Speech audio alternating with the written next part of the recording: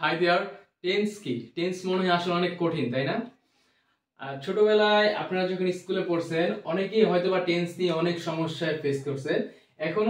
এখনো এরকম স্টুডেন্ট আছে যারা ইন্টারমিডিয়েটে পড়তেছে বা ডিগ্রি করতেছে বা ব্যাচেলর করতেছে।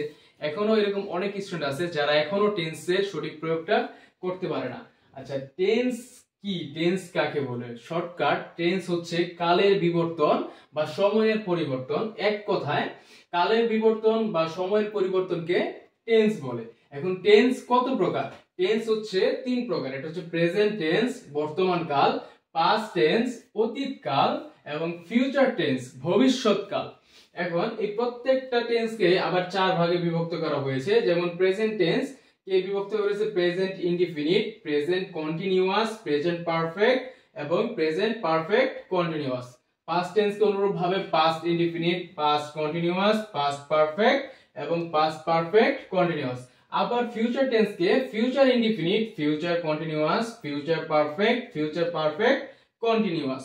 তো এই হচ্ছে আমাদের মূলত টেন্স। তবে ফিউচারের ক্ষেত্রে এখন আপাতত এই ফিউচার পারফেক্ট কন্টিনিউয়াস এটা বই থেকে বাদ দিয়ে দেওয়া হয়েছে। তারপরও আপনাদের বোঝানোর জন্য আমি এখানে চারটাই দিয়েছি, কিন্তু বর্তমানে বইতে তিনটা দেওয়া আছে, indefinite, continuous, future perfect. Future perfect কন্টিনিউয়াসটা বর্তমানে বাদ দিয়ে দেওয়া হয়েছে বই থেকে।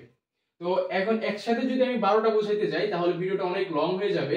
সেজন্য চারটা করে ভাগে, মানে প্রেজেন্ট একদিনে, পাস্ট আরেক দিনে এবং ফিউচার আরেক দিনে, 3 দিনে আমরা টেন্সটা কমপ্লিট করব।